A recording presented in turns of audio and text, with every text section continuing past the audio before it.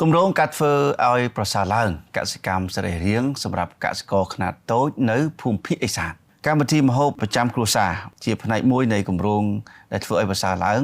មានន័យថាកសិកម្មសរីរាង្គសម្រាប់កសិករខ្នាតតូចនៅភូមិភាគឦសាននៃប្រទេសកម្ពុជាដែលអនុវត្តគម្រោងដោយកម្មវិធីស្បៀងអាហារពិភពលោកហៅជាភាសាអង់គ្លេសថា World Food Program គោលបំណងនៃកម្មវិធីម្ហូបប្រចាំគ្រួសារគឺចែករំលែកចំណេះដឹងអំពីអាហាររូបត្ថម្ភដល់សមាជិកសហគមន៍កសិកម្មដែលជាក្រុមគោលដៅរបស់កម្មវិធីក្នុងស្រុកកោះញែកខេត្តមណ្ឌលគិរីកញ្ញាចော့មួយគៀជំនួយការជាន់ខ្ពស់នៃកម្មវិធីស្បៀងអាហារពិភពលោក World Food Program បានលើកឡើងនៅក្នុងបទបង្ហាញរបស់កញ្ញាក្នុងកិច្ចប្រជុំមួយកាលពីថ្ងៃទី1ខែធ្នូឆ្នាំ2025កន្លងទៅនេះនៅសាលារដ្ឋបាលស្រុកកោះញែកនៅខេត្តមណ្ឌលគិរីដោយអះអាងថាកម្មវិធីម្ហូបអាហារប្រចាំគ្រួសារនេះគឺមានអាយុកាល9ខែមកហើយដែលចាប់ផ្ដើមពីខែមិនិនាឆ្នាំ2025និងមានសមាជិកសហគមន៍កសិកម្មចូលរួមចំនួន4ចូលរួមដែលមានសមាជិកជាង1000នាក់ផងដែរកញ្ញាបានអះអាងថាគ្រូបង្គោលចំនួន62រូបទទួលបានការបណ្ដុះបណ្ដាលជាផ្លូវការហើយបន្ទាប់ពីនោះគឺថាបន្តចែករំលែកចំណេះដឹងដល់សមាជិកសហគមន៍ជាពិសេសស្ត្រីដែលជាជនជាតិដើមភាគតិច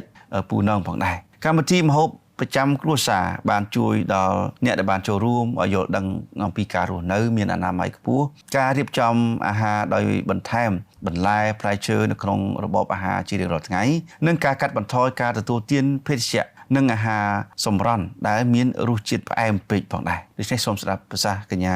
ចော့មួយគៀដូចតទៅបាទកម្មវិធីស្បៀងនៃអង្គការសហប្រជាជាតិយើងហ្នឹងគឺយើងបានបណ្ដុះបណ្ដាលគ្រូបង្គោលទៅតាមសហគមន៍កសិកម្មនីមួយៗហើយបច្ចុប្បន្នហ្នឹងយើងបានបណ្ដុះបណ្ដាលគ្រូបង្គោលសហគមន៍កសិកម្មភូមិទួលស្រែហុយអភិវឌ្ឍមានជ័យហើយនិងខាងរយចាអញ្ចឹងសហគមន៍កសិកម្មហ្នឹងគាត់ចុះទៅបរិញ្ញាសមាជិកដែលនៅក្នុងសហគមន៍គាត់នឹងបន្តទៀតចាអញ្ចឹងនៅក្នុងមួយពេលដែលគាត់ទៅអប់រំហ្នឹងគឺជារៀងរាល់ខែហើយនឹងមួយខែហ្នឹងគាត់ចំណាយពេលជាមួយនឹងសមាជិករបស់គាត់ដូចវីដេអូបង្ហាញហ្នឹងប្រហែលជា1ម៉ោងទៅ1ម៉ោងកន្លះចាអញ្ចឹងយើងមានកម្មវិធីសប្បាយៗដែលអញ្ជើញអ្នកចូលរួមគាត់មកចែករំលែកពីចំណេះដឹងទាក់ទងទៅនឹងអាហារូបត្ថម្ភហើយអ្នកចូលរួមទទួលបានហ្នឹងទី1គឺទាក់ទងទៅនឹងអនាម័យរៀបចំអាហារសម្រាប់កុមារជាពិសេសគ្រួសារដែលគាត់មានកូនតូចអាយុចាប់ពី6ខែដល់24ខែហ្នឹងយើងចង់ឲ្យគាត់យល់ដឹងពីរបៀបរៀបចំអាហារូបត្ថម្ភបន្ថែមសម្រាប់កូនគាត់បន្ថែមមកទៀតចែករំលែកចំណេះដឹងអំពីការជួយការងារនៅក្នុងផ្ទះទូនាទីរវាងបុរសនិងស្ត្រីនៅក្នុងផ្ទះហ្នឹងគាត់ដឹងថាមិនត្រឹមតែប្រពន្ធគាត់មើលថែរក្សាផ្ទះទេប៉ុន្តែបុរសជាស្វាមីហ្នឹងគាត់ក៏គួរតែចែករំលែកការងារផ្ទះផងដែរអ្នកចូលរួមរបស់យើងនឹងគាត់នឹងទទួលបានចំណេះដឹងទាក់ទងទៅនឹងហានិភ័យនៃការទទួលទានភេសជ្ជៈឬក៏អាហារសម្រន់ដែលមានជាតិផ្អែមខ្លាំងនឹងហើយលោកគ្រូមកពីខាងមន្ទីរសុខាភិបាលគាត់តែងតែទៅរៀងរាល់ខែយ៉ាងហោចណាស់មួយខែគាត់ទៅបានសហគមន៍មួយដែរដើម្បីចែករំលែកចំណេះដឹងបន្ថែមទាក់ទងទៅនឹងចំណុចហ្នឹងចែករំលែកពីចំណេះដឹងអាហារូបត្ថម្ភចែករំលែកចំណេះដឹងពីហានិភ័យនៃការទទួលទានភេសជ្ជៈផ្អែមហើយយើងលើកទឹកចិត្តឲ្យគាត់បន្ថែមអាហារូបត្ថម្ភទៅសម្រាប់កូនកូនតូចគាត់ចាប់ពី6ខែឡើងទៅចាអញ្ចឹងជារួមយើងបណ្ដុះបណ្ដាលរយៈពេលពីខែ3ដល់ខែ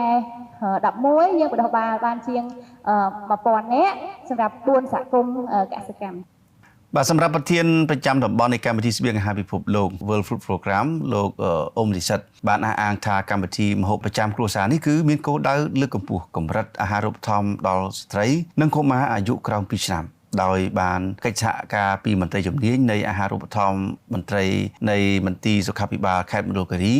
មន្ត្រីសាលាស្រុកកោះញែកនិងក្រុមប្រឹក្សាឃុំផងដែរលោកបានលើកឡើងដូចនេះថាការគ្រប់គ្រងទៅលើអាហារូបត្ថម្ភនេះគឺកម្មវិធីស្បៀងអាហារពិភពលោកគឺយើងធ្វើការដោយសហការផ្ទាល់ជាមួយនឹងសហគមន៍កសិកម្មតែម្ដងដែលយើងអញ្ជើញសហគមន៍កសិកម្មមកទទួលវគ្គបណ្ដុះបណ្ដាលអំពីកញ្ចប់អាហាររូបត្ថម្ភនេះដែលយើងបានបង្កើតនៅកម្មវិធីមួយឈ្មោះថាម្ហូបប្រចាំគ្រួសារបាទដែលម្ហូបប្រចាំគ្រួសារនេះគឺជា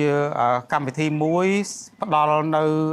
ឱកាសសម្រាប់ឲ្យសហគមន៍គាត់ប្រើប្រាស់ម្ហូបអាហារដែលប្រកបដោយជីវជាតិអាហារូបត្ថម្ភសម្រាប់បំពេញតម្រូវការរបស់សមាជិកគ្រួសាររបស់គាត់ដូចបងបានជ្រាបឲ្យថាទម្លាប់នៅប្រជាជនរបស់យើងនៅតាមមូលដ្ឋានគាត់ផ្ដោតសំខាន់ទៅលើតែការទទួលទានអាហារដែលធ្វើម៉េចឲ្យតែបំបត្តិភាពស្រេកឃ្លានហើយចំអែតកាពះឯប៉ុន្តែមិនទាន់សូវបានគិតគូរដល់រឿងរបបអាហារ រូបត្ថម្ភឲ្យបានពេញលេញនៅឡើយទេបាទដូច្នេះរបបអាហារូបត្ថម្ភរបស់យើងនេះគឺផ្ដោតសំខាន់ថាឲ្យគាត់ទទួលទានអាហារឆ្ងាញ់ហើយមានអាហារូបត្ថម្ភសម្រាប់ទ្រទ្រង់ដល់ការរីកលូតលាស់ខាងរាងកាយនិងបញ្ញាស្មារតីរបស់គាត់ទៀតជាពិសេសស្ត្រីហើយនិងកុមារអាយុក្រោម2ឆ្នាំអ្នកស្រីកុយចិន្តាដែលទទួលបានការបណ្ដុះបណ្ដាលនិងក្លាយជាគ្រូបង្គោលនៅក្នុងកម្មវិធីម្ហូបអាហារប្រចាំគ្រួសារបានបង្ហាញពីការពេញចិត្តដែលគម្រោងបានផ្ដល់ការបណ្ដុះបណ្ដាលលើចំណេះដឹងមូលដ្ឋានពីរបៀបចម្អិនអាហារដែលជំនួយដល់សុខភាពអ្នកស្រីបានចាំយ៉ាងរត់មាត់ថាអាហារ3ក្រុមរួមមានអាហារធម្មពលអាហារសាងសង់និងអាហារការពារត្រូវបន្ថែមនៅក្នុងរបបអាហារជារៀងរាល់ថ្ងៃដើម្បីទទួលទានមានសុខភាពល្អនិងឈ្នះជំងឺដូច្នេះសូមស្ដាប់ប្រសាសន៍អ្នកស្រីដូចតទៅតកតងនឹងម្ហូបអាហារហ្នឹងគាត់គម្រោងហ្នឹងជួយស្ត្រីខ្លាំងជួយឲ្យយើងបើពីស្ត្រីមេផ្ទះហ្នឹងជួយឲ្យយើងហ្នឹងចេះធ្វើអាហារបំពន់សម្រាប់ក្មេងចាប់ពី6ខែទៅ1ឆ្នាំហើយនឹងចូលរួមពីខាងគ្រួសារយើងប្តីយើងហ្នឹងចូលរួមខាងប្តីនឹងឲ្យចេះជួយទុកធរៈប្រពន្ធហ្នឹងកុំចាំបាច់តែប្រពន្ធនឹងមួយមុខចឹងណាជួយដូចថាខ្ញុំធ្វើម្ហូបមួយមុខចឹងបើប្តីនៅអញ្ចឹងខ្ញុំប្រើគាត់ទៅកាត់ភ្លើងខ្ញុំធ្វើបន្លែហើយបើសិនជាខ្ញុំចង់ស្លកកោអីគាត់តនេអញ្ចឹងឲ្យគាត់ទៅជួយរកត្រីរកអីមកខ្ញុំដើរបេះបន្លែមកខ្ញុំដាក់ដាំបាយទុកចាំអញ្ចឹងទៅយើងឆាប់បានហូបចាមានសុភមង្គលហើយក៏យើងមកហូបមួយមុខហ្នឹងប្រើពេលលឿនអត់យូរហើយក៏អត់សូវឆ្លោះគ្នាថាប្តីមកពីហត់ហែវបាយអញ្ចឹងណា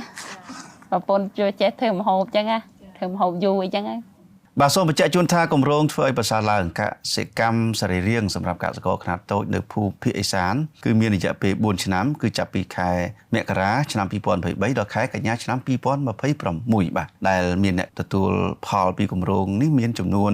1200នាក់ទៅ1600នាក់មកពីសហគមន៍កសិកម្មចំនួន6ក្នុងនោះរួមមានសហគមន៍កសិកម្មសាមគ្គីមានពិតរត់រងរឿងហៅកាត់តែស្ក្រែសង្គមហើយសហគមន៍សាមគ្គីរីកចម្រើនអ4លើសហគមន៍កសិកម្មភូមិទួលបាទសហគមន៍កសិកម្មយ៉មានជ័យនិងសហគមន៍កសិកម្មស្រែហុយនិងសហគមន៍កសិកម្មអភិវឌ្ឍមានជ័យបាទក្រោមជំនួយឧបត្ថម្ភថវិកាពីកម្មវិធីសន្តិសុខស្បៀងនិងកសិកម្មសកលលោកបាទហៅជាភាសាអង់គ្លេសថា GASSP ធនាគារអភិវឌ្ឍជនបទនិងកសិកម្មដើម្បីកសិករនិងអភិវឌ្ឍសេដ្ឋកិច្ចសង្គម